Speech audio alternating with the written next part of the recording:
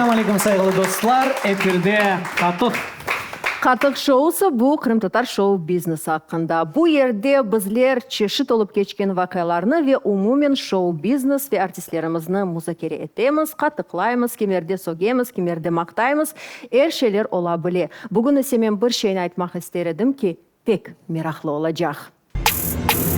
Сайгыл достар, Қатық шоусының баш спонсоры СДК құружилық компаниясы. СДК кичик проекттерден башлап, kocaman proyektlerini omurga keçire.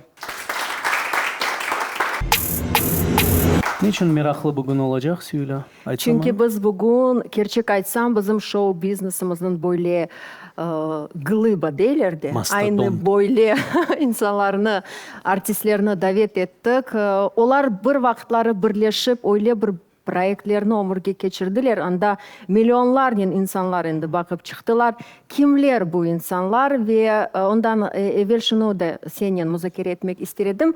Sen aslında artist olarak tenkit degen şeyge hate deyler. Böyle bir zemanevi onun serlevası var. Nasıl bakasın? Ну, elbette artistin yaşayışında tenkit olmak gerek. Ve nasıl sen oğa bakasın tenkitke? Sende yani immunitet endi var. İmmunitet, evet. Ama o yıllar nenkele. Oylaydım. Tecrübeyle yıllar nenkele. Men şunu aytmak istedim ki aslında geçken sene bizde Karadeniz premiyası geçken edi ve anda da show biznesimiz yanı bir basamakka çıktı desek olacak. Bu şeyini de bugün muzakere edecekmiz ve şimdi ise biz Karadeniz premiyası 2'ge hazırlanamız. Ve bu mevzuda bizde kim olacak biraz geçe, şimdilik ise bizde Alim Ablayev ve onun Qatığı. Сегодня у нас предполагается острая передача. Два человека, которые давно знают друг друга, и у них своя история. Поэтому передача у нас называется «Хайп и хейт». Или «Хайп» или «Хейт». Об этом тоже поговорим. И о премии. О, «Хайп» или супер. «Хейт». Увидим. Sağ ol Alim. Karadeniz premiyası hakkında endi söz yürseti başladık. Bizde anda chartlar kete, yani bizim artistlerimiz öz işlerini anda takdim eteler, öz yırlarını, öz kliplerini. Ve aynı bu chartlarının redaktörü Elvina Asanovan'ı bugün biz stüdyamızga, programmamızga davet ettik. Elvina, hoş geldin. Selamun aleyküm, sağ olunuz. Buyur. Birinci sual. Bugünkü günde kaç tane bizde iş var, kaç tane klip ve yani yırlar? На данный момент у нас 35 работ в нашем чарте, и мы объявляем в целом о том, что первый этап голосования у нас завершен. Мы не принимаем больше заявки для участия. Но у наших зрителей, у наших слушателей очень много вопросов поступает по поводу того, как осуществляется подсчет голосов. Ну и в целом много моментов, которые их интересуют. И мы попросили наших слушателей задать конкретные вопросы, которые их интересуют, чтобы сегодня на них ответить. Мы их озвучим, но мы тебя хотим угостить сегодня не кофе, а традиционным напитком Қатық. Прям стоя. С Ильиной тоже долгая история. Это человек, который впервые покупал хатых. Вот, чтобы хатых. Да, хатых на хатых, чтобы дарили гостям. Так что тебе тоже такой рабочий, коллегский хатыга. По-коллегски. И, конечно же, про вопросы, которые часто задают, почему клипы выходят постепенно, да? То есть, получается, если 35-я работа выходит через 5-6 недель, естественно, он теряет голоса. Да, как так получается? Ну вот смотри, вот давай сразу вот открываю, да, комментарии и вопросы. Да. Интересно узнать больше о порядке публикации клипов. Да, у нас есть ответ на этот вопрос, есть ответ. Мы публикуем работы в зависимости от того, как непосредственно сами участники скинули нам заявку для участия. То есть все просто. Исполнитель отправил нам заявку, мы добавили работу для участия. То есть кто-то раньше, кто-то позже. Мы можем регулировать только наполняемость нашего эфира, смотрибельность, интересность. То есть мы можем только там треки, допустим, миксовать, чтобы это было разножанрово как-то, наполнено. Вот только в этом случае. Ну, либо если исполнитель отправил нам несколько заявок для участия, тогда мы тоже, естественно, миксуем их по разным выпускам. А так только зависит от того, ну вот как сам исполнитель отправил нам эту То есть работу. можно было отправлять не одну работу, две, три? Две. Мы принимали 2, не более работы. Как проходит подсчет голосов? Как вы их подсчитываете? У нас есть телеграм-канал Хараденис Music. Подписывайтесь обязательно. Мы считаем реакции и ничего, кроме реакции. Никаких комментариев, ничего. То есть вышел пост с работой участника, под ним люди ставят реакции. Мы считаем эти реакции. У нас там были моменты, что первые 10 работ скидывались сначала в другой телеграм-канал Crimean Tatars Club, потом у нас появился отдельный, но мы эти голоса не потеряли, мы все их учитываем, суммируем. Также был технический момент, когда несколько работ были удалены, а вследствие восстановлены, и эти баллы мы тоже суммировали. То есть со своей стороны мы можем гарантировать, что все кристально, прозрачно, вот, как бы подсчет осуществляется именно таким образом. Честно, я вот могу что-то забыть или еще что-то, да, в каком-то творческом потоке, но Эльвина — это Не четкая упустит. математическая схема, что где все, там да. Но Там. мне, вот я знаю, что в этом конкурсе участвуют как очень популярные артисты, Да. так и совсем Да. неизвестные, которые впервые. Но мне иногда непонятно, честно, количество голосов, как может столько голосов набрать человек, которого я вообще никогда не видела и не стою. Чем больше у тебя родственников и друзей, получается, Да. ты... И этот момент есть, действительно. Но в этом интерес. Мне кажется, если бы у нас впереди были только наши мэтры, ну, как будто бы это было бы ожидаемо. А так есть какая-то интрига, что-то интересное. Мы для себя открываем какие-то новые имена. И я хочу сказать, в этом этапе мы не убирали такую функцию, как звезды. Ну, если кто разбирается в телеграм-канале, знает, что звезды — это такая реакция, которую можно отправлять не единожды. То есть если все реакции ты один раз кликнул и все, а звезды можно отправлять многократно. Ну и поэтому, наверное, кто заручился большой поддержкой своих близких, знакомых, родственников, тот у нас и впереди. А может быть, это действительно очень классный музыкальный материал судить нашим слушателям. 35 работ, ты сказала, а сколько будет победителей? И там какие-то номинации будут победители? Да, у нас будет не одна номинация, у нас будет 7 номинаций в целом. Ну, как вы помните, в том году у нас тоже была не одна номинация, потому что были вопросы, да, почему денежный приз получили там не все, почему вы объявляли один денежный приз, а по итогу там разделили, да, его на какие-то номинации. В этом году это будет осуществляться таким же образом. У нас будет 7 номинаций. У нас есть музыкальные работы, у нас есть видеоработы и есть суммы, которые получат наши победители. Они там могут варьироваться в зависимости от номинации. Эта вся информация есть в нашем положении Хараденис премия С, которая находится на нашем сайте. Можно ознакомиться, это все в свободном доступе. Я хотела бы уточнить, то есть люди, которые голосуют в телеграм-канале, этот победитель, кто набрал больше голосов, он получит номинацию «Приз зрительских симпатий». Да, всё верно. А остальных победителей будет определять члены жюри. Да, так? вот хочу об этом тоже немножечко рассказать. Да, победа в нашем чарте. Первая строчка нашей рейтинговой таблицы – это приз зрительских симпатий, то есть это только ваш выбор, только то, что выбирает наш слушатель и зритель. Далее наше компетентное жюри будет выбирать десятку. Десятку сильнейших, ярчайших, на их взгляд, которые в дальнейшем выйдут на наш гала-концерт и будут бороться за победу в наших заявленных номинациях. И, конечно, всем всегда интересно, кто эти члены жюри, Да. но это всегда у нас в тайне, и об этом можно узнать только Чтобы на не было премии. давления на жюри. И подкупов, да? Да. Но мы не хотим прям делать из этого какую-то загадку. Мы хотим, чтобы люди знали об этом. Но сейчас у нас не до конца сформирован наш состав, поэтому мы пока его не оглашаем. Но как только все члены жюри будут определены, я думаю, мы познакомим наших зрителей с ними. И, конечно же, еще один главный вопрос. Когда планируется проведение Харадингас премиясы 2? Честно, я думаю, мы все сами очень ждем этот концерт. Мы уже Это- начали У подготовку. меня есть инсайды кое-какие. Это будет большое шоу, очень большое шоу, масштабное. И смотрите, по поводу конкурса. Ну, мы же соведущие, да, я могу от себя тоже Конечно немножко добавлять. Во-первых, масштаб. Такого концерта в прошлом году не было. Был один Харадингас премиясы. Именно в таком вот формате, где артисты...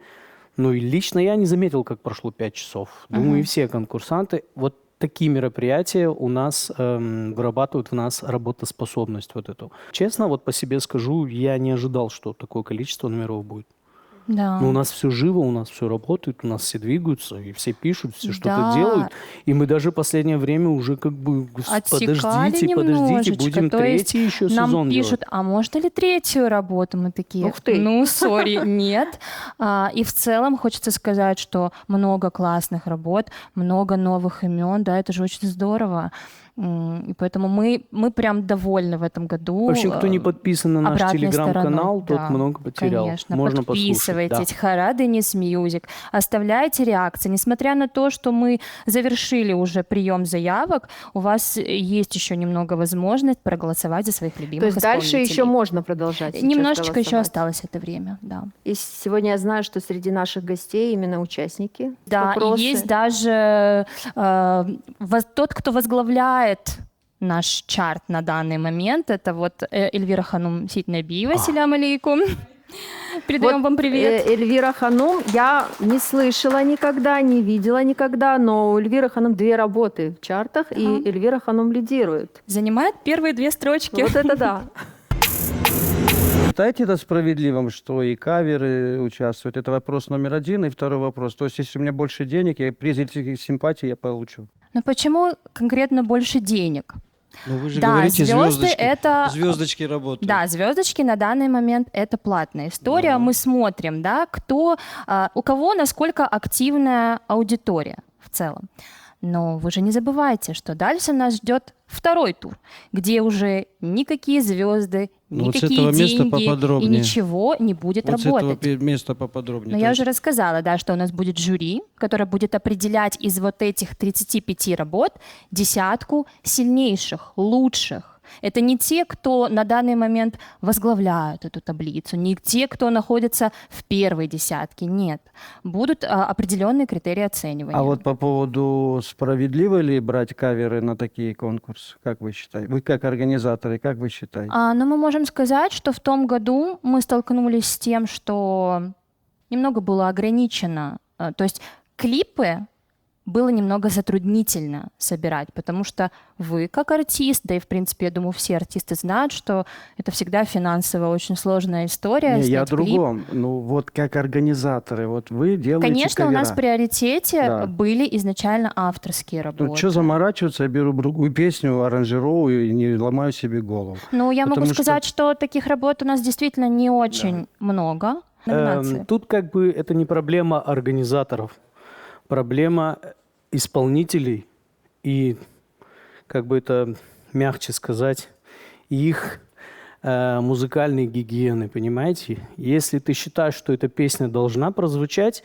организаторы, не имеют права отказывать. Вот, хорошо, ладно, пойте. Но когда исполнитель сам несет эту композицию на конкурс, он понимает, что это кавер, и он столкнется с вопросами по ходу дела. Наша позиция только дать площадку, самовыразиться, попринимать участие, но не посещает человека ничего. Вот он талантливый исполнитель и захотел перепеть кавер. В прошлом году, когда мы заявляли, что нужны только авторские песни, очень много было возмущений, почему нету каверов, потому что наши артисты в основном поют каверы. Мы долго думали, как организаторы, и приняли такое решение, что все-таки надо. Пошли на поводу. Надо. Пошли на поводу. Кавер это проще всего. Понимаете, чтобы создать авторскую вещь, на это уходят месяцы, годы даже. Одна песня рождается. Одна песня может и 2-3 года рождаться, а кавер-версия это очень просто, легко, это можно за неделю Ну, может, вот сделать, этим самым записать. разговором вот как раз мы собираемся и немножко выработаем эту... Вот давайте вот просто штуку, сделаем что- голосование. Вот кто в студии? Давайте. Кто за Давайте. каверы в конкурсах? Поднимите руку, дорогие гости. Кто против каверов в конкурсах? Вот вам и ответ. Подождите, можно Отличный конкурс, Мустафа. Все отменяем.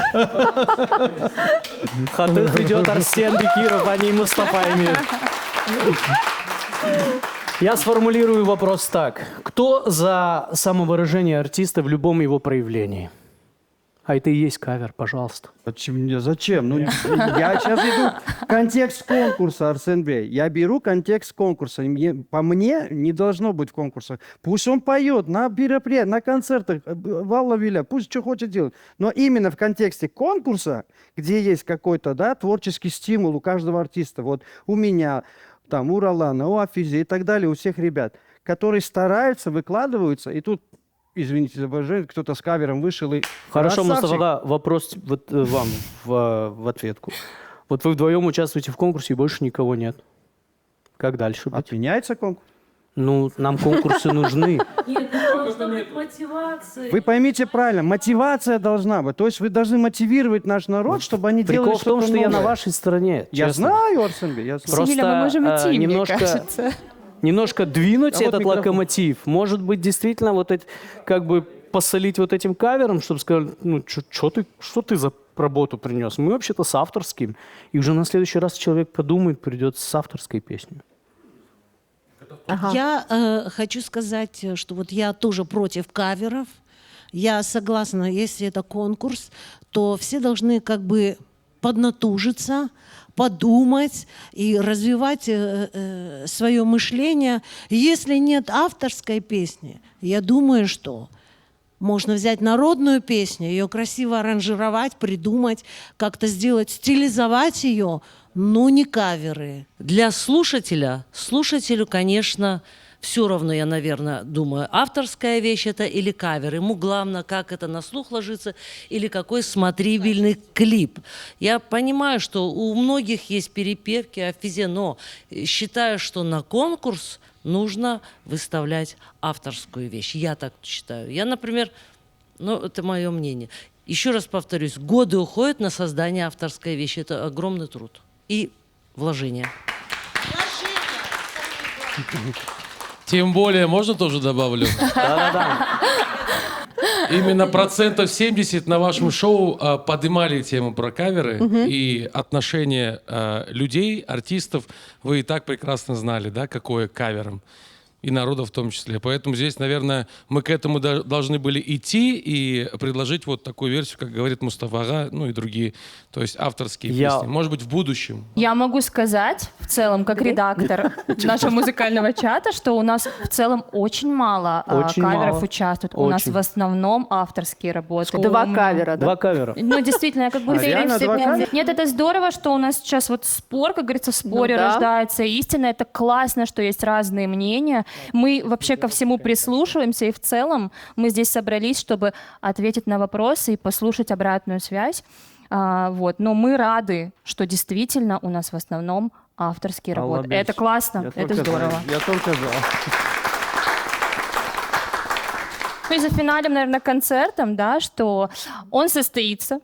Мы вас заверяем, он состоится. Мы сами его очень ждем. Это будет не просто концерт. Это будет масштабное, яркое шоу, которое обязательно нужно посетить, не стоит пропускать. Вот. Поэтому обязательно подписывайтесь на наш телеграм-канал Харадынис Мьюзик. Там будет вся актуальная информация. Как только у нас будет дата, она будет во всех наших социальных сетях, обязательно в нашем телеграм-канале. И немножко обратную связь держите с нами, мы всегда отвечаем. Да. В первую Чохсах очередь у нас всегда. вообще за активность, хочется сказать, нашим зрителям и слушателям, и нашим артистам. Чохсах у нас. Эльвина Асанова, сайгыл достар. Арсен, Бүгін білесің, менің кейфім ғайет güzel, қуанчлы ve мен aynı bu программаны çoğtan bekledim ve aynı şimdi bu yerde olacak misafirlerini de men çoğtan görmege istedim ve білесің mi, öyle olduk ki nihayet nasıl айталар, все карты сошлись, все пазлы сошлись. Ve бүгін bizler студиямызға bizim шоу-бизнесіміздің ғайет emniyetli insanlarını davet ettik, sayın dostlar. Keленді gürdeli alғышлар нені bu insanlarını davet eteyik. Ролан Салимов, sayın dostlar, biz onu DJ Bebek olarak bilemiz. Hoş geldiniz. Ve Mustafa Emir. Müellif, hoş geldiniz. Nasılsınız? Elhamdülillah. Buyurunuz. Ve adet üzere biz misafirlerimizni kahve ile değil de qatiqnen qarşılaymiz. Алим Абаев. Салям алейкум. По второму разу не будем придумывать вам название хатага. Мы вам вопрос зададим. Хейт или хайп? А я не пью хатах. Придется. Пусть постоит, ладно же, красивенько, что было, как будто пьем. Хейт или хайп? Одно другому не мешает, мне кажется. Отлично. Все. Нам поддерживал. Я уже в начале нашей программы говорила о том, что эти люди действительно глыбы, и когда посмотришь на их работы, я вчера еще раз просмотрела ваши совместные работы, это клип «Дюгюн». На самом деле, даже сегодня очень она круто. За 7 лет прошло. Очень классная работа. Потом была работа «Аркадаш». «Дюгюн» 2 миллиона просмотров почти. Машалла, я считаю, что это очень круто. Но «Аркадаш» больше 1 миллиона просмотров. Но вы сегодня не работаете вместе, совместных работ у вас нет. Почему? Мен nasıl айтайын? Сізге қолаймын, мен бөлел афектімді. Аркадаш Дүгін ақында мен әр заман Қарадеңізге де язайдым, деймін, бақыңыз, Дүгін ері меселе ақында, авторская, яғни, оны авторы бар да, Едипаға Бақшысарайлы музыканы yazdı, Майя Сафет sözlerini yazdı. Ama o kadar dikkat olmadı bu yeri için. Ben her zaman merak ettim, yani fikirlerim böyleydi. Ne için авторская piyesne Kırım Tatar halkımız için bu birinci sefer bu yer YouTube şekilde, yani milyondan ziyade просмотр oldu. Bu halkımız için belki böyle bir mühim vakıya değildi ama show business içinde benimce Kırım Tatar halkımız için bir güzel bir örnek olsun da desem de olur. Ama kimse dikkat etmedi. Demek внимание. Разы değilim Karadeniz Production, Krayman Tatarskla bu hafta ayrı bir levha hazırlagan edi. Bir kere. Kaç kere gerek yapmak? Bilmeyeyim. Yok. Nasıl? Bir arkadaş hakkında desen de. O da milyondan ziyade oldu. Ama kimse Kennedy'yi tam da böyle... Хорошо, а как надо было, Мустафа, организовать отдельное мероприятие? Отметить Эдипа, отметить Майя Сафет, отметить Ролана. Если мы отметили это в сюжете, ребят, рассказали об этом, и тоже набрало там куча просмотров. Как нужно еще отметить? Ну, не знаю. Вы же медийные провести. люди. Ну, я не знаю, об этом как-то сказать как-то по-другому, что... люди, ну, реально на Ютубе, какой крымско-татарский клип, не кавер, больше просмотров получил, кроме «Гузель Крыма». Вот пройдет время, Мустафа, пройдет время, я считаю, что вот как в Карадениз премиасы первом мы взяли эти старые песни и дали им новую жизнь, и снова мы показали. Стар Халкира, это как кавер считается или нет? Это кавер? Если перепеть, да. Арсен, ты, наверное, это больше... Стилизация, да. Наверное, больше будет это. Ролан Бей, скажите вот, уже, вот что хочу, ли? да. Просто прежде чем стать народной, песня, это, знаете, проходит множество этапов. Она сразу в практически редких случаях становится народной. Да, у каждой песни так или иначе всегда когда-то в какую-то эпоху времени, отрезок времени был автор. Вот, скажем так, тот человек, который сумел донести свое творчество. Да, но потом просто впоследствии оно влюбило в себя людей. Не все же рождены быть композиторами, да. А кто-то подхватил, добавил свои 3 ноты, кто-то, кому-то не понравилось. Допустим, у нас как творческий путь, он специфичный, особенно в нашем народе. Да? Раньше, насколько я знаю, это народная музыка, она была присуща, наверное, более таким знатным людям, нежели народу. Да? Больше распространяли там при ханском дворце эту музыку. Вот. Но в моем понимании нужно время, чтобы любая песня стала народной и любимой, и была признана. На это влияют разные этапы истории, да, потому что много песен о любви, много песен о тяжелых каких-то событиях, да, которые передают состояние того или иного времени. Поэтому тут много факторов, по которым можно сказать, что эта песня народная. Да? Та же самая Гузель Карым, конечно, имеет автора. Вот. И я 100% уверен, что в той степени, в той интерпретации, которая она сейчас исполняется, наверное, автор все-таки ее по-другому исполнял. Просто на тот момент не было каких-то таких записывающих. Это кавер? Нет, я считаю, что это не кавер. Если песня становится народной, это народная уже песня. Это немножко другой статус самой песни. Или музыки, неважно. Да, это всего касается. А если песня, скажем, свежий хит, шлягер, конечно, это, скорее всего, уже это немножко более позднее понятие, и она становится как кавером. Вот так. Но поверьте мне, в истории немало случаев, когда каверы гораздо круче, чем оригиналы. Просто люди в первую очередь влюбляются в первоисточник, понимаете, а потом уже начинают на подсознании сравнивать. И я считаю, я лично не против каверов, но я считаю так, если вы можете сделать круче, и вы знаете, что вы сделаете круче, это имеет место быть.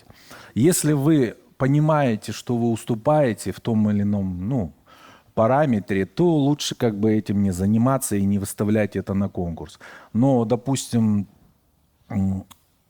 это тоже мое субъективное мнение. Если я вижу, допустим, что человек способен внести что-то крутое в музыку, да, пусть это будет кавер, но там есть какой-то свой, свое... Почерк? Не почерк, а корень свой, понимаете, который может повлиять впоследствии, да. Да, но основа это кавер, это основано на чьей-то другой, чужой музыке. То если я понимаю, что это бомба, я только за. То есть это творчество, понимаете, здесь нельзя перечеркивать, это можно, это нельзя. Это каждый творческий человек, он так видит, он так слышит. Другое дело, не у всех со вкусом все в порядке, да, с опытом не все у всех в порядке. Кавер – это хорошо, но я считаю, только в том случае, если он реально круче, чем оригинал. Тогда это... Роланова, Мустафа, вот смотрите, у меня такой вопрос. У вас уже путь, да, который пройден, уже матерые артисты. Вот сейчас молодые артисты у нас входят, да, в это во все, и я прям вижу, некоторые ломаются. У нас очень много критики льется со всех сторон.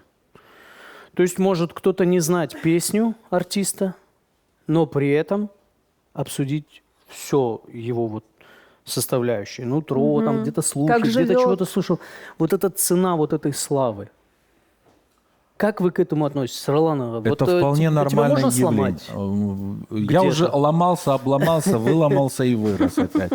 Понимаете, у меня такой достаточно насыщенный путь творческой моей жизни, что сейчас я, грубо говоря, условно оброс таким жирком, где мне, честно говоря, я прислушиваюсь только к тому мнению, если я понимаю, что человек в той или иной степени понимает, о чем говорит, что это более-менее объективная критика. Но у меня свое мнение, лично свой творческий взгляд в моем личном приоритете. И я считаю, что у каждого творческого человека нельзя бояться самовыражаться, нельзя бояться себя как-то подумать, что тот скажет, что тот напишет, что там засмеет. Это вообще не про творчество. Творчество не должно иметь границ. Конечно, если оно в рамках какого-то, моральной, да, какой-то основной, базовой, да, морали. И я всем рекомендую творческим людям не бояться идти вперед, экспериментировать, создавать что-то новое и не зацикливаться на каких-то своих прошлых достижениях. Вот. А смотрите всегда вперед. Корабль должен плыть вперед, а не назад или в сторону. Ну, это мое мнение. Но это вы уже выработали такой иммунитет свой. Вот как вот начинающим, как подстраховать свое ментальное здоровье и выработать такой Это сложно иммунитет? начинающим Что- донести, что поверьте делать? мне, особенно состоявшимся исполнителям, потому что они себя уже видят вот так вот, и ни шаг, ни миллиметр вправо, ни миллиметр влево. Вот так я себя вижу, и, конечно, с такими людьми мне некомфортно, лично мне некомфортно работать, потому что я знаю, допустим, прежде чем что-то сказать для человека, я анализирую, что он может, что он не может, где он слаб, где он силен. И так, это такой анализ идет, да. И молодым я, особенно начинающим, и крайне рекомендую, понимаете, не бояться экспериментировать, не бояться ошибаться. Даже если вы один раз ошибетесь, это вас только закалит, и вы пойдете дальше вперед. Он даже если поет кавер, но он должен быть со своим нутром, он должен быть со своей стержнью, которая вот людям, чтобы, сказали, да, ну и что он ламбаду перепел, ну это же круто. Проблема нашего народа, то, что мы все думаем, кто что скажет, Да. кто как подумает, пойдет ли это на свадьбе или не пойдет это на свадьбе. Зачем, ребята, если вы занимаетесь творчеством, а не какой-то фабричной деятельностью, это не должно быть. Это надо поломать эти рамки, идти и смотреть на все творчество гораздо шире, чем мы, может, даже представили. Это двигатель будущего. Такое ощущение, что у нас вот какие-то специфические ожидания от артиста. Знаете, вот мы Да. выкладываем иногда 30-секундный ролик с программы «Хатых», просто нарезки, и все, там услышали какой-то негатив.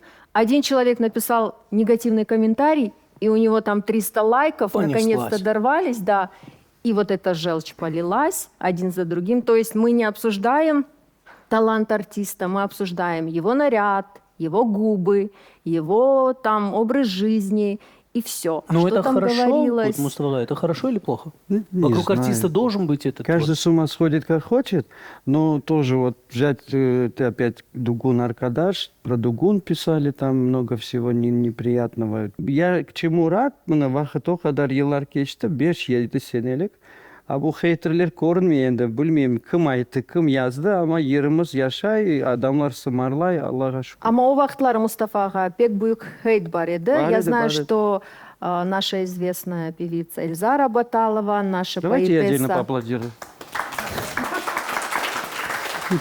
наша известная расскажите. поэтесса Майя Сафет. Я знаю, что неделю, по-моему, Да, вот, да, вот это обсуждение не заканчивалось. Как вы тогда это восприняли? Ну, менде бірінші кере böyle şey еді, мен asıl duymadım. А в чем суть была, Мустафа? Ну, yazdılar. Роланға да çok haram şeyler yazdılar. Mesela сесі yok, зачем ты с ним работаешь и так далее. Там, ну, короче, ужас. Эльзара, Не, ну конечно, сесаюх это нормальная процедура, это Да, всем такое говорят. Да. Но вот честно, мой принцип какой? Вот я смотрю видео, смотрю песню, слушаю трек. Мне если не нравится, ну, клянусь, я никогда ничего не напишу плохого. Я пролистнул и пошел Вот, дальше. почему нельзя пройти мимо? Аслы, білесізмі, бір адам үшін яман, не знаю, комментарийлермі, бір şeyler айтмақ үшін башта өзіні бақмақ керек. Herkes öz-özünü bile yapay, bilgeni kadar.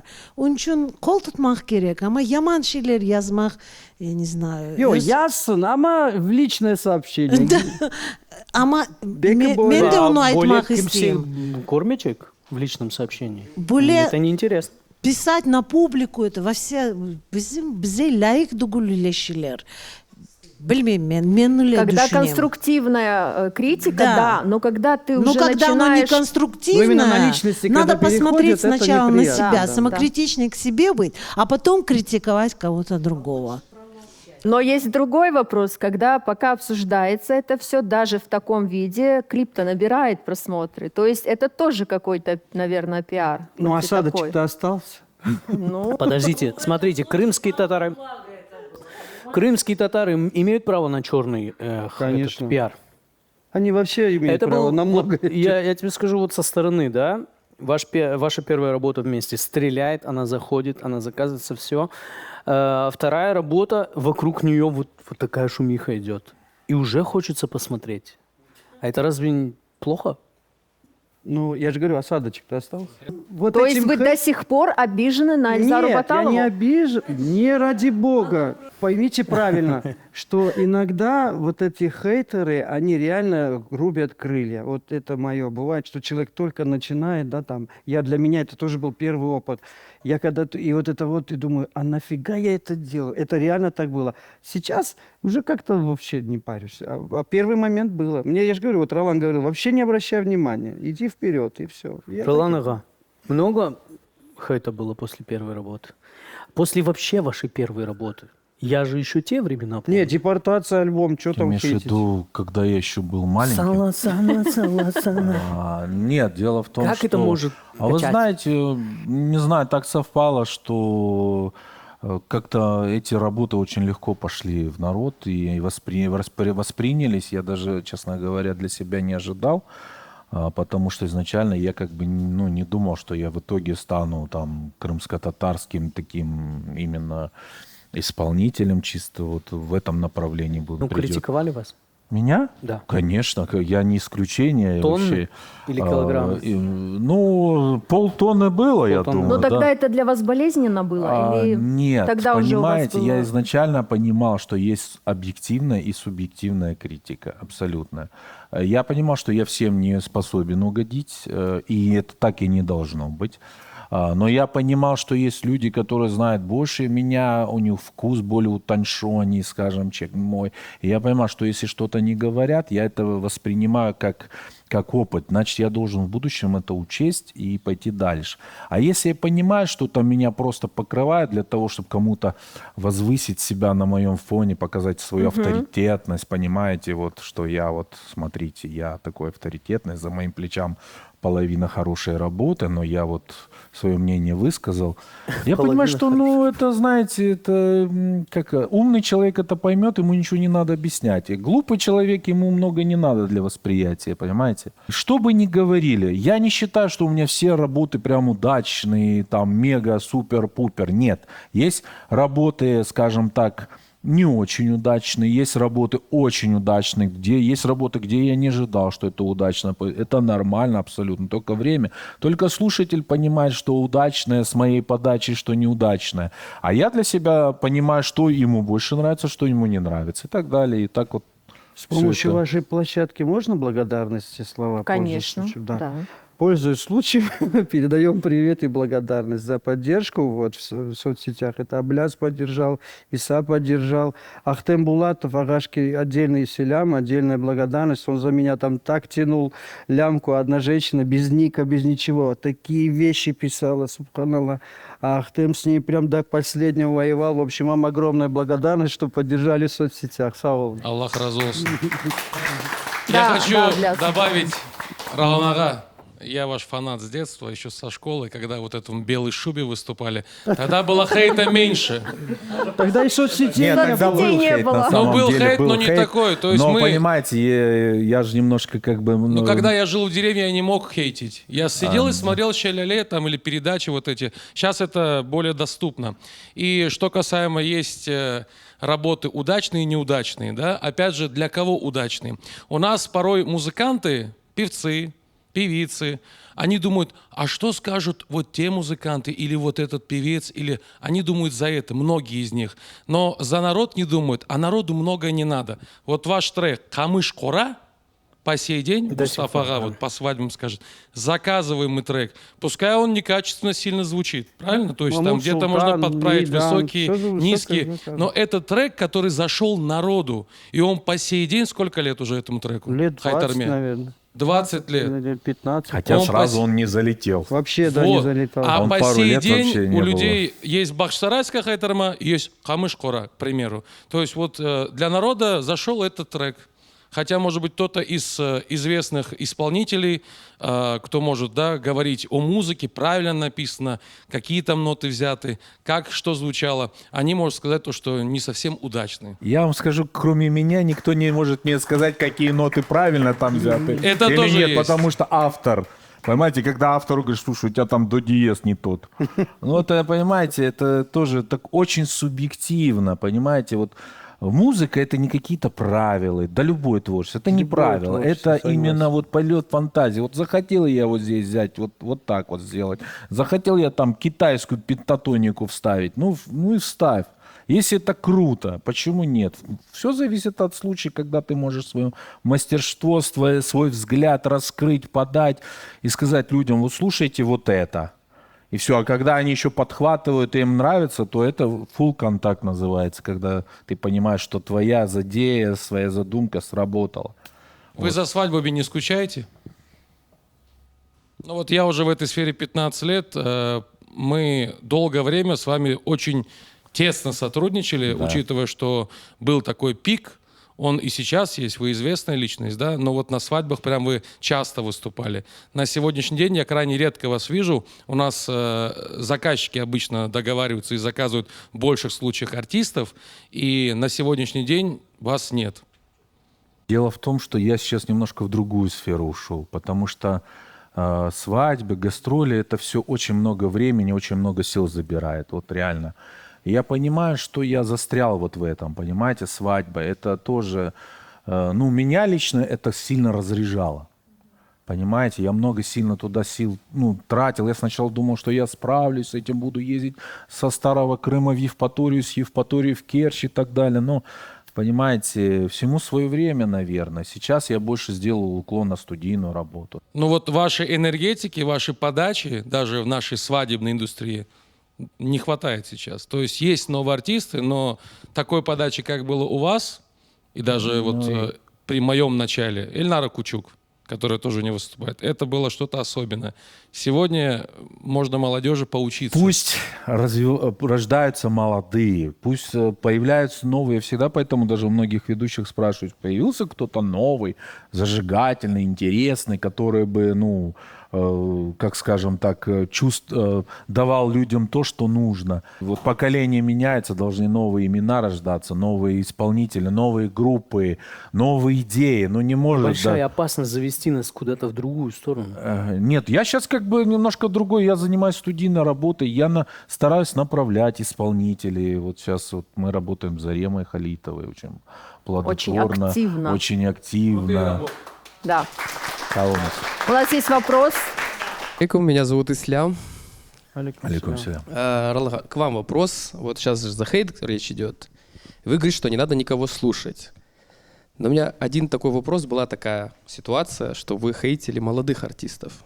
Почему вы это делали и к чему это было? Сразу расскажу, это про Крым на связи. Да, вот понимаете, почему-то, когда я говорю, выражаю свое мнение, многие начинают воспринимать прям этот ярый хейт. Нет. Потому что, допустим, даже по тому же Инстаграму я пытался донести людям, ребята, помимо свадебной музыки или помимо каких-то шансонно-бардовых, таких каких-то кабаковых исполнений, есть еще музыка. И не надо бояться ее как бы исполнять. Да, я всегда говорил, что я открыл для диалога, для молодых исполнителей. Просто сказать, Раланага, есть вот такая ситуация, есть такая песня, есть вот такая идея. Пожалуйста, подскажите просто. Я стараюсь подсказывать, дать дельный совет. Не просто там что-то лишь бы там для отмазки. А есть люди, которые, вот понимаете, вот мало что из себя представляют. При этом, как бы, я чувствую, что эти люди, как бы, во всяком случае, по отношению ко мне не очень ровно дышат. И начинают какие-то вот, опять-таки, вот какие-то разговоры идти. Мне, конечно, это не очень приятно. И мне не нравится, допустим, когда человек что-то делает, что я вижу, что это колхозно. Конечно, я говорю, ребят, хватит это уже, сколько можно? Мы европейский народ, в конце концов. Мы же не пришли куда-то там, я не знаю, из пещер. Уже 21 век, уже куча тенденций всяких. Все видно. Это раньше надо было что-то искать, выискивать какие-то технологии, подсматривать. Сейчас все это есть. Почему мы не растем? Вот обратите внимание, начало 2000-х, да, музыка наша. И сейчас, вы думаете, она далеко ушла? Нет. По идее, она вообще практически никуда не сдвинулась. Понимаете? И мне не нравится, когда, допустим, как сказать, творчество...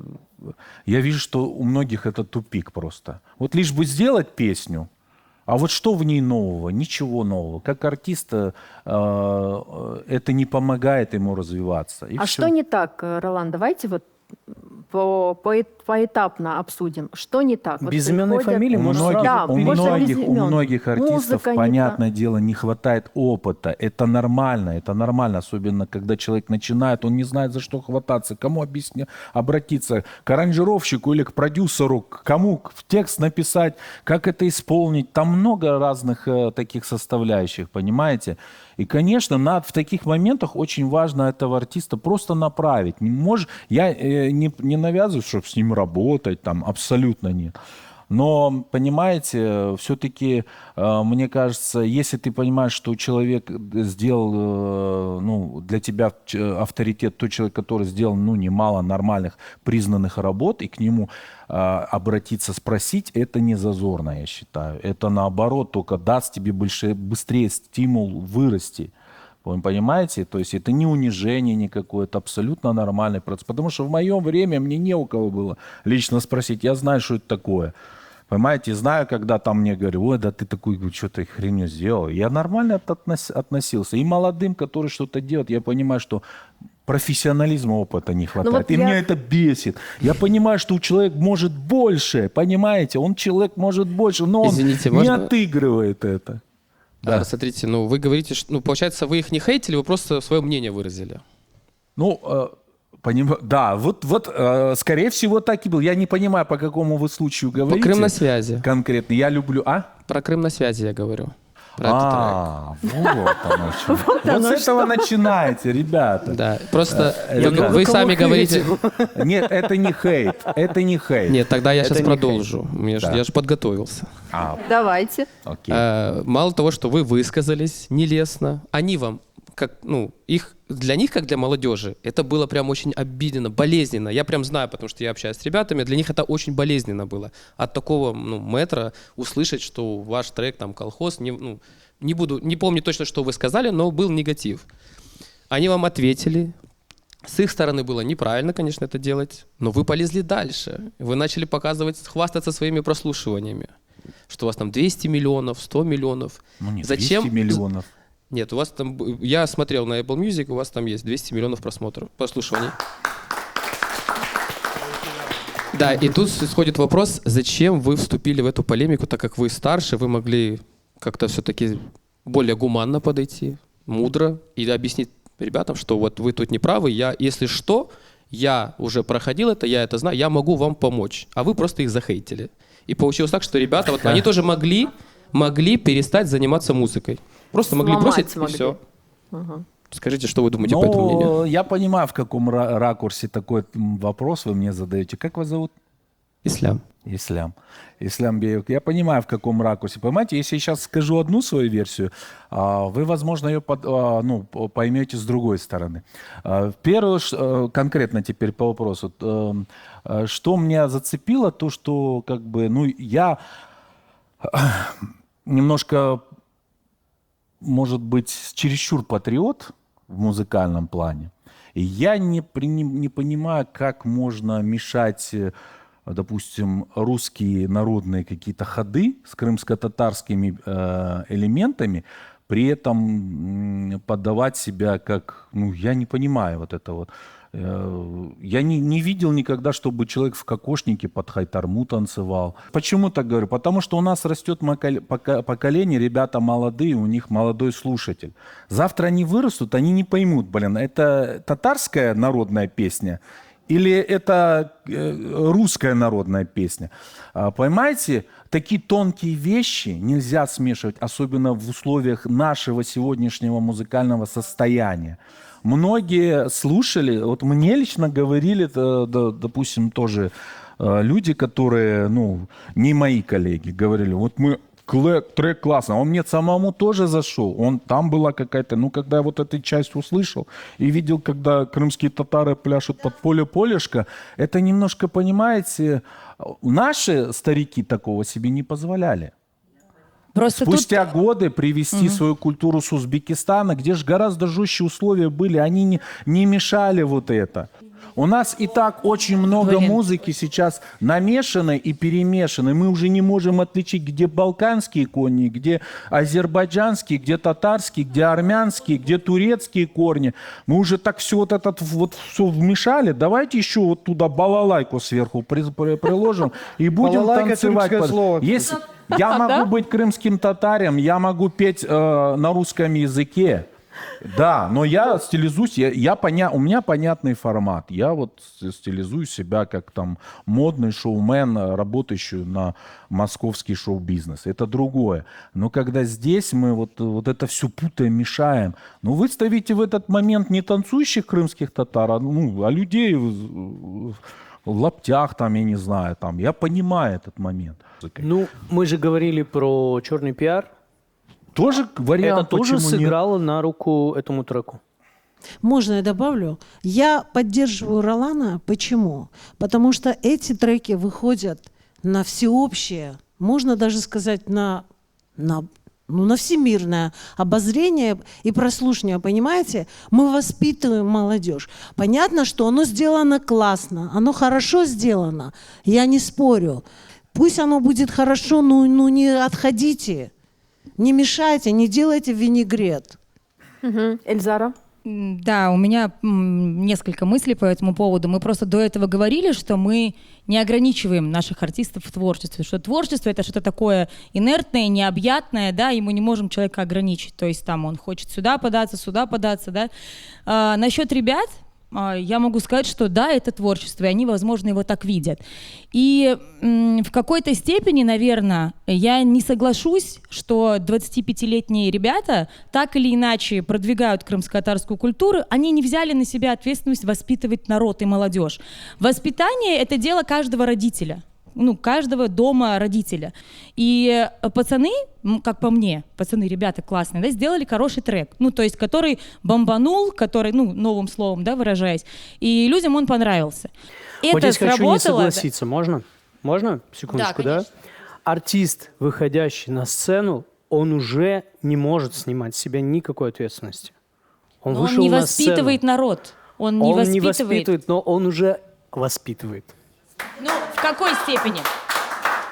В какой степени он воспитывает? Если ты вышел... Это же не пропаганда чего-то. Если это не пропаганда или алкоголь или еще чего-то. Артист сам по себе несет в себе воспитательную. Я к тому, что тогда любая медийная личность, получается, воспитывает народ. Да, правильно? да. То есть своим примером. Любая. Своим примером. Но Театр, мне кажется... ансамбль, музыканты, танцоры. Есть точечные моменты, которые триггерят. Зашла она, потому что качает, реально молодежи заходит. Но хотела сказать по поводу воспитания. Естественно, конечно, воспитывают родители, но мы же социум, мы люди, социальные, да, в социуме живем, и общество, оно все равно вносит свою долю воспитания в человека. А артист, так как он публичный человек и работает на публику, естественно, на него тоже смотрят. И вот свою долю воспитания он тоже, в подрастающее поколение, скажем так, вносит. Поэтому тут перекладывать ответственность только на родителей, наверное, неправильно, потому что общество воспитывает человека. Она просто чуть, он на самом деле осторожничает, правильное дело, честно говоря. В этой песне «Крым на связи» на самом деле, вот лично мое мнение, они в какой-то степени совершают преступление. Это не громкие слова. Потому что происходит подмена понятий, понимаете? Акая, флаги, салам алейкум, не селям алейкум. Да. Крым на связи, тут вроде Коран, тут вроде русские мотивы. Кто мы? Да. Понимаете? О чем мы вообще говорим? О каком таланте? Я очень рад, что вы Да, это то есть понимаете. на самом деле там все просто, понимаете? Парни, может, у них есть импульс творческий, это так не работает. Понимаете, то, что песня качает, это еще ни о чем не говорит. Я думаю, Ролан Ага со мной согласится. То есть песня качает, понимаете, каждая... То есть когда человек выходит, выполняет какие-то свои, записывает свои какие-то проекты, он выходит на всеобщее обозрение. То есть здесь надо сражаться на самом деле. Почему мы говорим по поводу хейта? Если ты вышел, если ты выразился, ты должен держать удар. Они выразились таким образом, то, что подменяют понятия, самые настоящие архетипичные. То есть и флаг подняли, и локация есть, и они просто сделали эту кашу, и мы должны сказать, молодцы, Балвар. Нет, не молодцы. Хорошо, а можно я спрошу тогда, почему тогда этот трек качнул, и он набрал столько просмотров? Ну, Получается, у молодежи я плохой вам объясню, вкус или что? Очень прекрасный вопрос. Потому что, во-первых, у нас сейчас слушатель не особо такой изощренный. То есть нам элитарная музыка не нужна. У нас не слушать симфонию так много. Я вам скажу больше. Почему Ролан Ага сразу не понимали? Да потому что они не были готовы. У меня отец рок-группа «Фаэтон».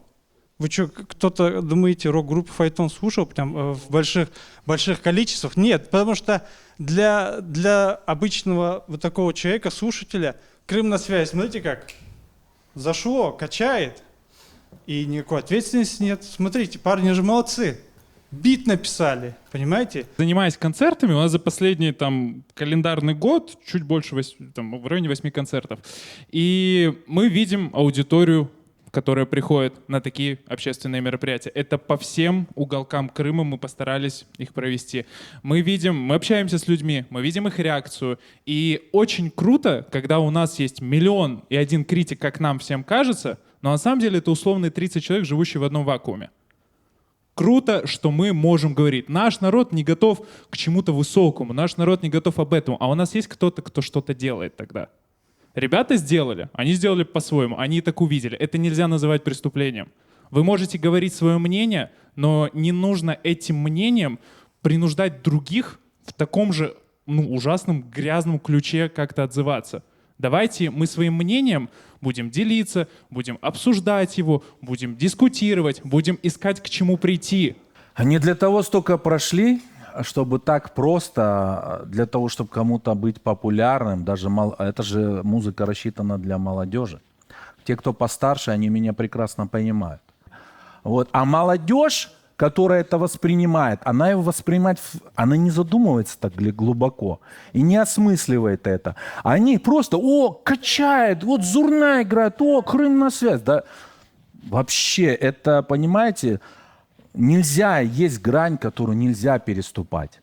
Ролан Бей, смотрите, Вот я хочу всё. просто подытожить, уже закончить, потому что у нас программа про другое немножко. Я не думаю, что это настолько вызовет такой резонанс. Я хочу просто попросить, наверное, обратиться к мэтрам, к мастодонтам. Если вдруг вы видите, что появляется новый артист, я понимаю, что вы, скорее всего, ревностно относитесь. И вы можете это хоть как угодно отнекиваться, но вы ревнуете зрителя, потому что молодые ребята пришли, действительно, не самый качественный трек, спели и стрельнули так, как вы 20 лет шли к этому всему. Это первое.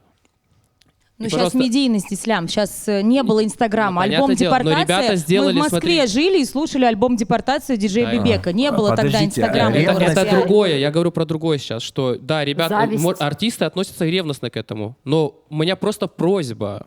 Мы не самые крутые. Мы молодежь. Мы учимся. И, например, мнение Ролана Ага, всех остальных, для нас это прям, это как закон как будто бы. Да. По поводу ревности, это не ко мне. Я за конструктивную критику и не более того. Если это имеет место быть, конечно. Хотел тоже, в свою очередь, сказать, я с Ролан Ага очень не согласен, но в любом случае я считаю, что не надо умалять тот факт, что даже, в каком контексте там не сделана песня, все мы талантливые. В каком-то смысле раньше я тоже как-то внутренне хейтил. Я там никому не говорил, не обсуждал это ни с кем. Но мне что-то не нравилось там в нашей музыке, к примеру, засилие, и кавказского, и в целом вот этой всей свадебной темы. Но в какой-то момент я лично понял, что хорошо, что это есть. Во-первых, да? Если бы этого не было, это было бы еще хуже. И на самом деле нам нужно все больше и больше заполнять в разных стилях, в разных направлениях наш контент, нашу музыку и в любом виде самовыражения. Мы все талантливые и все в целом можем добавлять своего. Но у меня в целом еще и вопрос, Мустафа Ага, Эмиру. Как вы говорили, что вы сталкивались с хейтом, как вы с этим справлялись и какое наставление нам, молодым, вы можете дать, чтобы ну, как сказать, эффективно двигаться, да, вот в нашей сфере. Америку не открою, просто идите вперед, Амирджан. Біршіге бақмай, девам олсын, да. Время, все время, да, вақыт ершіне өзі еріне қояжақ. Ну, менімше, білмеймін. Я считаю, что не обращайте на что внимания. Но это и есть цена славы. Да. А сломаться кому-то, это значит соскочить Есть, с да, этого пути. художники, которых не признавали при жизни, они потом умерли, их потом, Гоген или кто там еще, там те же композиторы, которых треки вообще не воспринимались при жизни, потом они сейчас стали там великими. Поэтому, Огабах, Мадан, Девамы Олсон, да, делайте, творите, и время все расставит на место. Сага бьет. Адам Иса, ну... Я думаю, Конечно, первый хейт, да, который пойдет, не очень бы с этот татарджа программаңыз кетмей, но уже этот хейт, наверное, этот комментарий, думаю, уже все привыкли, видели там, и его просто избегают уже, просто проходят. Каждый человек там так или иначе проходит через какие-то испытания и становится тем, кем он есть. Боксер, чтобы чемпионом стать, он тоже кучу раз падает, и по итогу тот, кто не встает, он отваливается, а чемпионом встает один. Также и артист.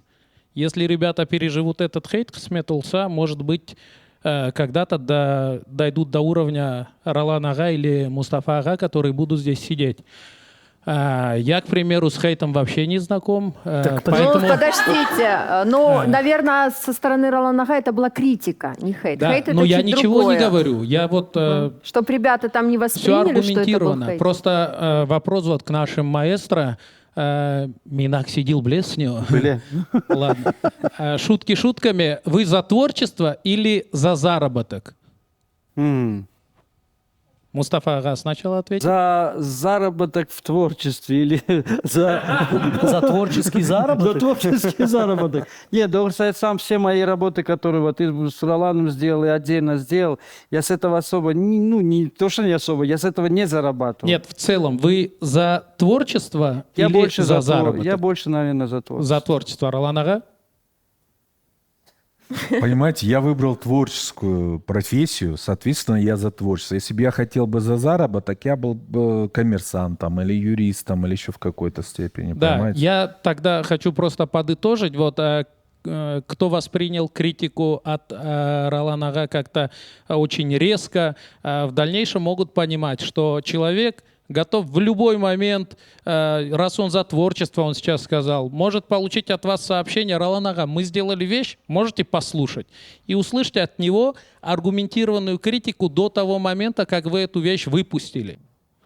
Вы может, еще не понимаете. Со временем, может, поймете на самом Ролан деле, Ага, что я хотел донести. Я да. понимаю прекрасно. Иса, вот такой баланс. Да, я понимаю прекрасно, о чем вы. Но дело в том, что в 20 лет не всегда кто-то может понять то, что может понять... Не всегда может понять 40-летнего мозги. И 40-летний не всегда может вспомнить, каким он был и какими амбициями его несло вперед в 20 лет. Может быть, и где-то на патриотизме ребята там какие-то хотят хайпануть или что-то сделать. Нужен человек, который уже... со своей сединой, хотел бы сказать, со своим блеском может подсказать и сказать: Баллар. У нас сегодня «Форсаж 8» снимается. Чуть не та ситуация. Вот так. Могут ребята отправлять и слышать вашу критику? Да или нет? Конечно, могут. Да, почему все. нет? Вот это не, это ко всем молодым исполнителям. Это даже не критика, это тоже бесплатно или вот самый главный вопрос? Счет потом мы выставим, конечно. Счет потом выставим. Вы, главное, придите ко мне. Да. Да, ну и уже дошел до микрофона. Я так люблю разговаривать просто.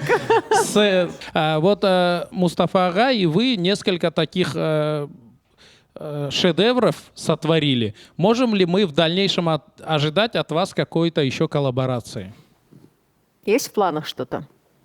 Пока не могу сказать.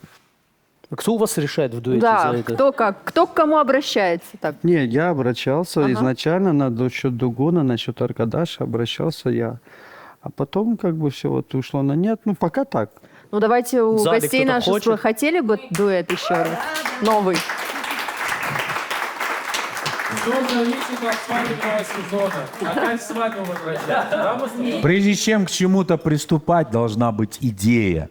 Если у вас нету плана дома строительства, вы его навряд ли успешно, хорошо построите.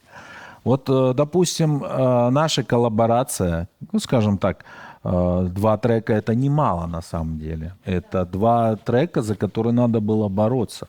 2 стрельнувших трека. Но, понимаете, 2-й трек не совсем стрельнул так, как хотелось говорили бы же. многим. Нам, во всяком Ну, он случае. застрелил их за Но время показало, что он был уместен и очень, ну, и сыграл, скажем, свою тоже творческую роль в нашем совместном творчестве. Да, Дилявер ағажымызға сау болуңыз білдіреміз, Дваджиев, за его видеоработу.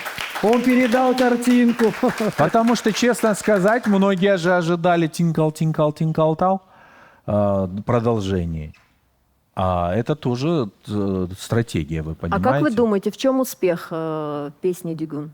Дугунь? Да. А тут много составляющих. Это был время, был это запал, это вот на уровне какой-то энергии. Вы понимаете, многие люди пишут классные, качающие хиты, но они не выстрелят. Они вот так вот, как электричка, пролетает. А бывает вот такой, сам даже не понимаешь. Здесь Бэнкс играл. Бэнкс, да. А давайте я вот со стороны, Это была хотите я идея. проанализирую со стороны? Давай. Успех ваш. Саундмастер, шоумен, который это была немало На денег, это была и сделана ставка. немало денег тратит на это все. Я лично, Мустафа, знаю. Ты не дашь мне соврать. И все это вот тратиться в себя надо, ребят, артист. Себя надо Ну, вкладывать. изначально было так. Я говорю, я все оплачиваю, с тебя железо, с тебя музыка. Вот мы такой был договор. Как бы все клипы сняты за мой личный счет. А еще были Вот хейты. мы про кавера говорили. Это легче всего, конечно, это же бесплатно взял, спел. И все, и Так, поехал. Мустафа ага, когда была последняя ваша авторская новая песня? Почему не пишете? А рядом с Хафизеханом Ну, это уже дуэт. 2 года прошло, да? Ну, пока так. Год. Год, она в чарте, да, у нас. Она, да. Ролан Бей у нас в чарте.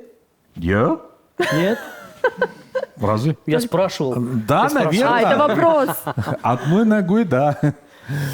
Ну, у нас вообще Зарема Ханум Зарема есть. у нас в чарте. Зарема Ханум у нас Халитова. Напомним, да, что надо заходить в чарт, слушать, голосовать. Я знаю, да. что хочу обсудить. давай. Характер творческих людей. Вот я считаю, что Ролан Салимов очень крутой музыкант, на самом деле. Ну, для меня это мое мнение.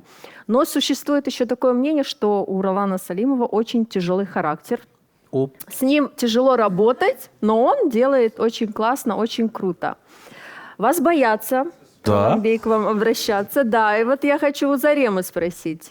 Так как у вас уже не одна, не 2, там 3, по-моему, да, работает? Она очень испугана, сейчас не может ответить. Да, так это Нет, на самом абсолютно деле. не испугана.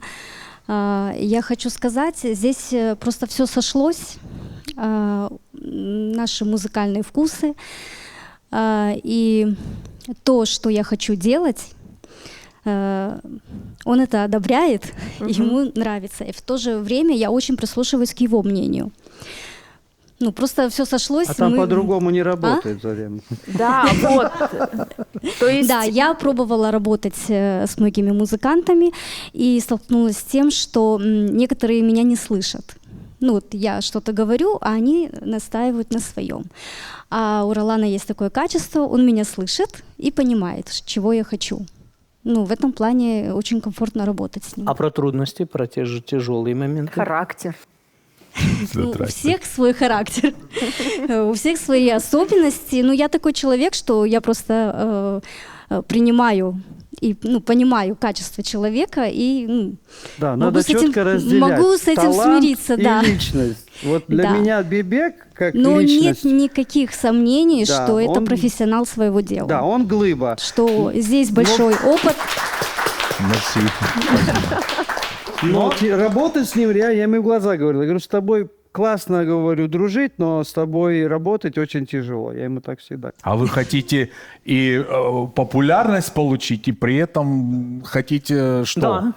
Это через это вы все проходите, прежде чем Это всё прийти к труд, чему-то. это всё Вы большой должны труд. сражаться. Поэтому я обратился к Ролану и к Эдипу. Для меня, никого не хочу обидеть, как композитор Эдип Ага, как мастер саунд Ролан. Самый лучший в Крыму. Вы позволите? Да. Я хочу добавить, мне посчастливилось работать с Мустафой в дуэте, и мы прописывались у Ролана. Я хочу сказать, что мне было очень комфортно работать с Роланом. И даже, знаете, вот он как-то вот ставится задача, да, вот сделайте так, да, и раз включаешься, и оно получалось. Мустафа, конечно, волновался, но я старалась приободрить. Давай, дать такую психологическую поддержку. Мне комфортно работать с Роланом было. Я благодарю тебя, творческих успехов, и поддерживаю В любом случае, это Саул, опыт. Вару. Это опыт, да.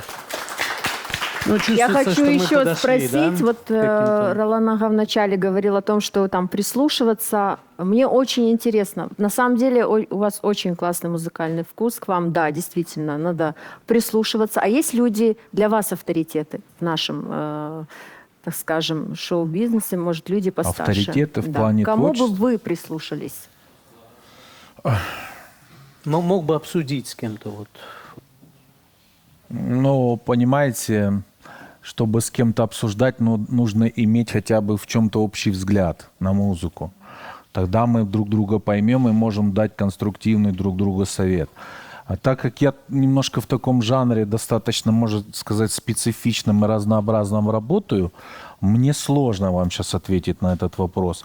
Но исходя из творчества нашего старшего поколения, да, там Эдип Ага, Бахчы Сайралы, Дестан, Афизе Ханум, да, у нас достаточно таких исполнителей, где можно почерпнуть что-то для себя. Вот, допустим, я слушаю песни, да, и думаю, вот здесь вот хорошо сделано, а здесь мне не очень нравится. Но это опять-таки субъективное мнение. Главное, чтобы вот человек, ну вот, исполняя песни там или выходя на сцену, получил признание от людей за счет, ну, это же труд, понимаете? Это все через труд достигается, это так просто не достигается. И, ну, вот, сказать, что вот давайте с кем-то прям посоветоваться, я не могу. Потому что я все-таки рассчитываю всегда, в первую очередь, на свои силы, на свой вкус, на свой опыт. Но я не смущаюсь ничему учиться. А учусь я, подсматриваю, беру мастер-классы у признанных людей, понимаете? Немножко более глобально. Я имею в виду не крымского уровня. Мустафа Ага, нам нужен хит. Нам нужен хит. Нам нужен хит, причем нам нужен Не, хит. ребят, на самом деле, я так понимаю, проект Мустафа и Мир Тамбибек, это, как говорится, один трек вот выстрел, это как Eagles, отель Калифорния и так далее и тому подобное. Кто-то это болезненно воспринимает. Я просто знаю, что вот этот уже порог я уже никогда не переступлю. Ну, лично я говорю про себя. Поэтому не надо этого тоже. Ну, так получилось, так срослось. Всему свое время. И никаких амбиций, звезд с неба мы не ловим. Аллах шкур. Есть. И молодым тоже не расстраивайтесь, идите вперед. Это очень грустная нота, чтобы на ней заканчивать. Я же не так для того, чтобы погрустить, я для того, Подожди, чтобы ты это хочешь сказать, что правда. больше до этого у вас не будет? Ну, пока не Вот планирую. давайте не будем сейчас Нет, загадывать. просто. Я вам хочу сказать, я хотел идея предложить с ним должна дуэт быть. спеть. Идея. Когда ты видишь, если я вижу идею, говорю, да, давайте родим. Что Потому надо что покушать, это того чтобы эта идея А если родилась? ты сидишь и думаешь, а что, как, зачем, а как это? Сам не понимаешь, идей что куча на как. самом Вот вопрос. Вот не легче вот пройти по той же дороге, да, как вы дугу Не сделали? легче. Вот. Нет. Это не легче. работает, да? Это не работает. Нужна новая дорога. То есть по той же дорожке пройтись? Нет. Хырым татар, сунет тойляры? Нет, Там, чё нужна такое? новая дорога. Понимаете, мы слушателям должны давать новое вдохновение, новые эмоции. Мы не можем 20 раз топтаться на одном дугуне или аркадаш. Это прошло. Да, мы надо новое. прошли этот этап, мы должны идти дальше, мы должны чем-то удивить. записывая одинаковые треки с одинаковой энергией, с одинаковой подачей, это никому не интересно. Согласен. Ролан ага, вот из-за того, что у вас именно такое видение и мышление, вы создаете классные вещи. Машалла. Стараюсь. Ролан Салимов, Мустафа Эмир Сайгулы достлар. Herkesге sağ olun. Сіз де çok sağ olunuz. Это была очень конструктивная беседа. Лично мне очень понравилось. Были классные вопросы. И это было классно. Давайте еще больше собираться. И самое главное, не обижаться. Была аргументированная критика, была аргументированная хейт. Хейта не было. Хейтиться, да. Не бойтесь, приходите к нам, все поговорим, все обсудим. Это наша жизнь артиста. Если кто-то со мной согласен, поаплодируйте мне. Это хорошо. Это шоу-бизнес. Мустафа Эмир, сайгылы достлар, Ролан Салимов, çok sağ olunuz келгенiniz үшін. Сайгылы достлар, біз есе хатırlatамыз, біздің қаттық программамыздың спонсоры SDK құруculuq şirketi. Біз есе teşekkürler bildiреміз ve bundan beraberlikte bugünkü bizim çekimlerimiz Kontekst Event merkezinde geçti. Bu yerde çeşit merasimlerinizni keçire bilesiniz. Sağ olun. Qatıq programması ise sonuna keldi. Gelecek programmalarımızda görüşkence.